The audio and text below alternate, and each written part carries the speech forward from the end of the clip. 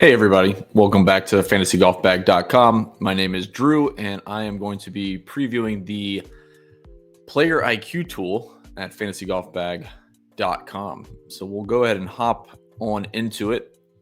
You can find all the tools in the top banner. We have the free tools and the pro tools. The PlayerIQ is currently here as a featured tool.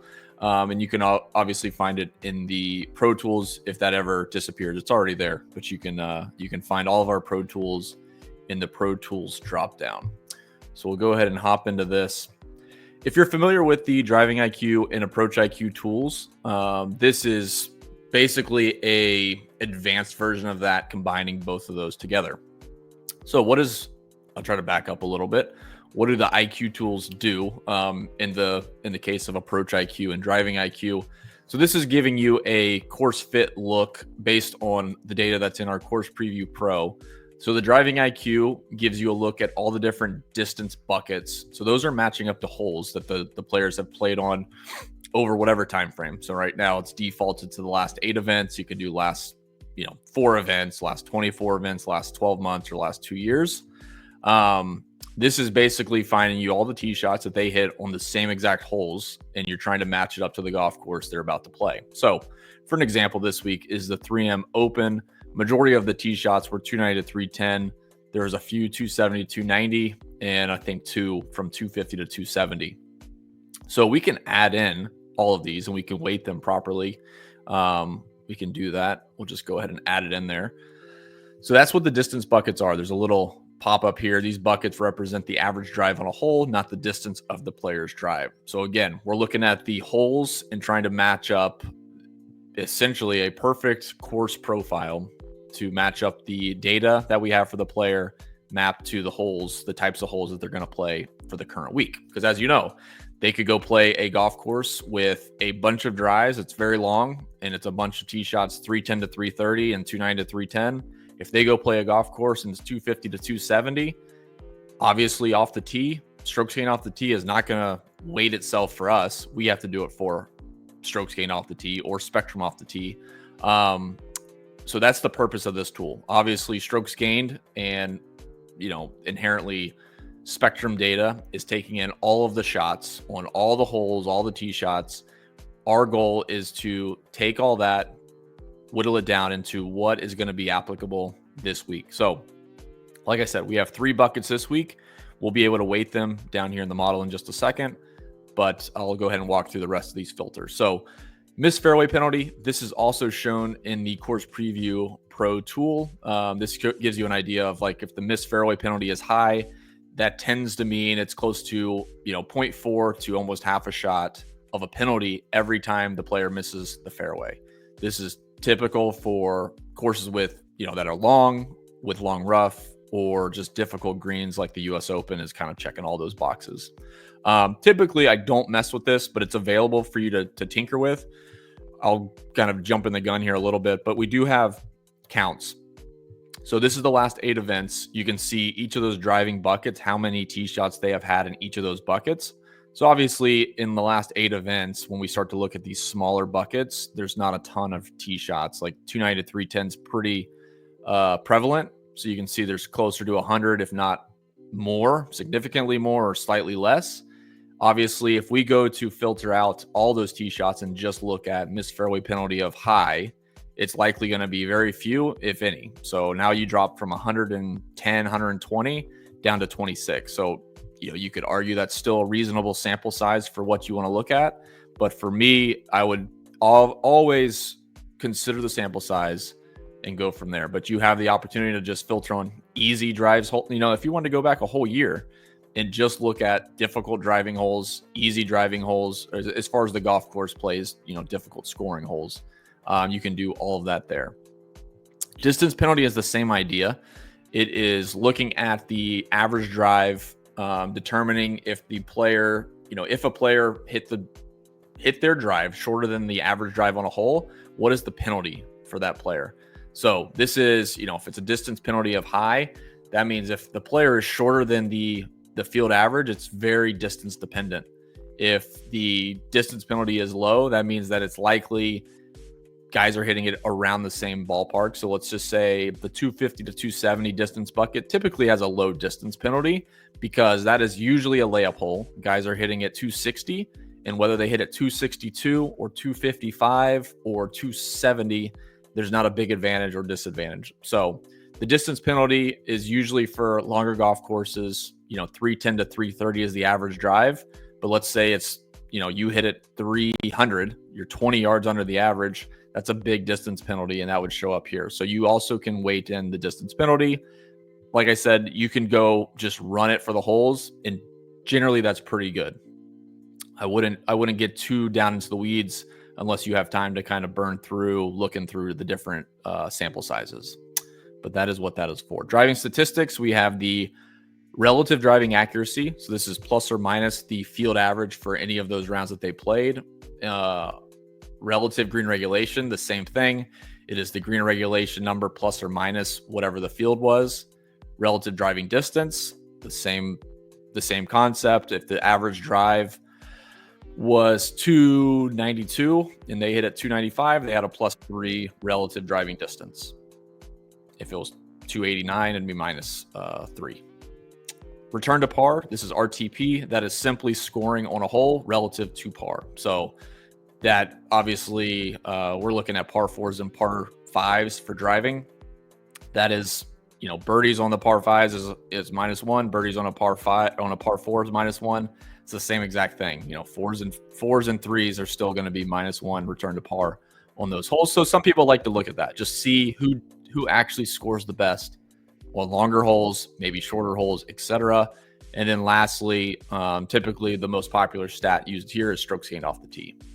So we can add in any of these, remove them. You can weight them however you want. So for simplicity, I'll just do, let's say this week, driving accuracy, strokes gained off the tee is usually a pretty good one. So we'll do those two.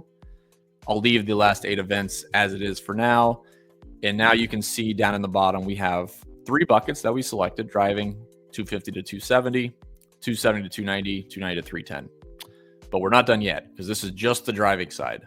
We also want to see what are the approach shots the player's going to have on the upcoming week. And we want to look at the data that we have available to try to figure out the weighting that we want to apply for spectrum approach, strokes gained approach, to get, to the same principle as driving. If they played a couple week stretch of really long golf courses, they might not have any approach shots, 150 to 175, 125 to 150, or 50 to 125, or vice versa. They played a couple of short events. Now they go to a long US Open. We want to go and find the data relative to the shots they're about to face. So this week it's pretty wide open. We'll just kind of do an even spread of all the distance buckets. The approach IQ is a lot easier. They're a lot more simple. We have shot locations. So you can look at all shots. You can look at fairway, par 3s, primary rough, first cut, or fairway bunker. Generally speaking, we're looking at upside for betting and for DFS. So fairway, I want my guys hitting fairways. I want to know how good they are from the fairways. Par 3s and first cut can be bucketed as fairway. So don't be afraid to include par 3s and first cut. They kind of go hand in hand with clean lies, we'll call it. And then the bottom is approach statistics. We have proximity, green regulation, strokes gained approach, return to par score, same thing as the driving IQ, and spectrum approach. So for here, because we use strokes gained off the tee and the driving IQ, I'll just use strokes gained approach here just to keep it simple. And then you'll see on the far side, when we check this box, it'll refresh with our new approach data, and you'll see the new columns for approach data over here. So we only have strokes gained approach. You can see the sample size for each of the shots in each of those buckets.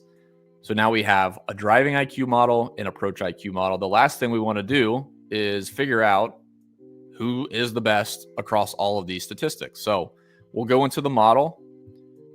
We'll enable it. Pretty intuitive, I think, but I'll go ahead and walk you through this. We have 2 buckets of driving and approach, obviously, so we're weighting those. Generally speaking, in my opinion, approach has a little bit more of a factor because there's more approach shots, obviously, than driving.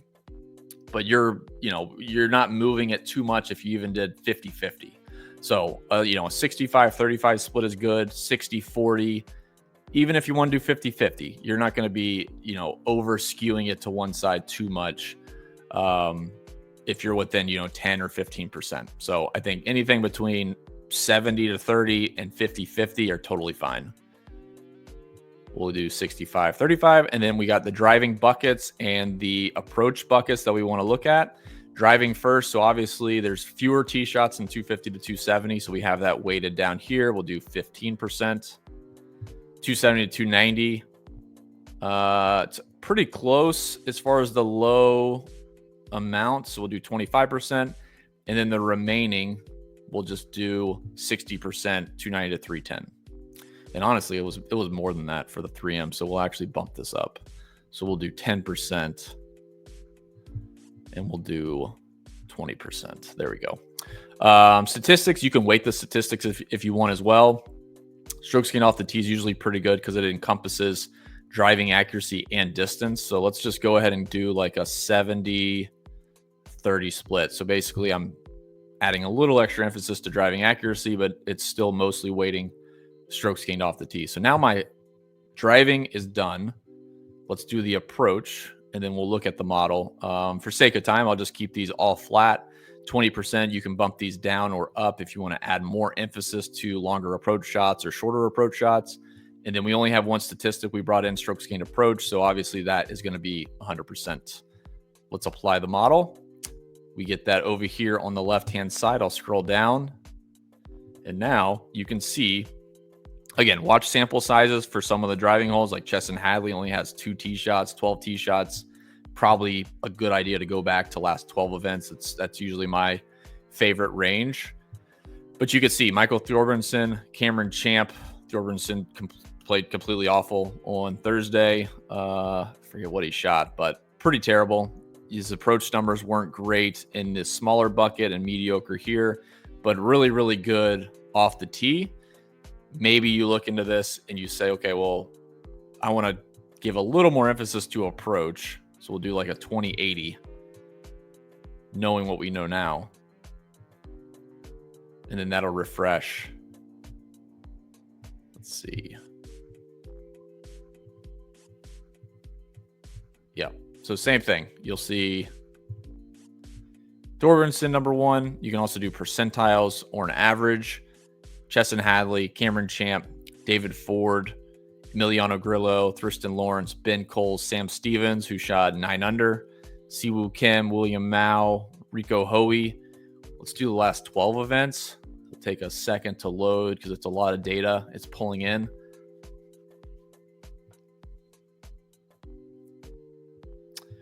And then let's just reapply the model. And then we'll resort it. Okay, so now we moved Chesson Hadley up here, who hasn't had that many rounds or events, but he did play good his data does look good in the buckets that we applied. Cameron Champ would be the next one. Thorbjornsen, Grillo, Thurston Lawrence, Ben Coles, on and on and on. This is a really good way to look at the actual course fit. And obviously you bump this up, you can go favorites, some of your players, go into the Stat Model Pro, check on their putting or around the green, scoring stats, whatever you want to do. And then you have a pretty good head start on the week, getting this player data matched up to the course they're about to play. So hopefully that helps. I know that was quite a few steps to get there. This is probably our most advanced tool. Most of the IQ tools, the lineup IQ is pretty straightforward, but as far as like the approach IQ, driving IQ, and obviously the combined player IQ, definitely more advanced. So appreciate your interest in checking it out. Hopefully this helps. And as always, you can reach out to me in the Discord and I'm happy to answer any questions. Best of luck, guys. See ya.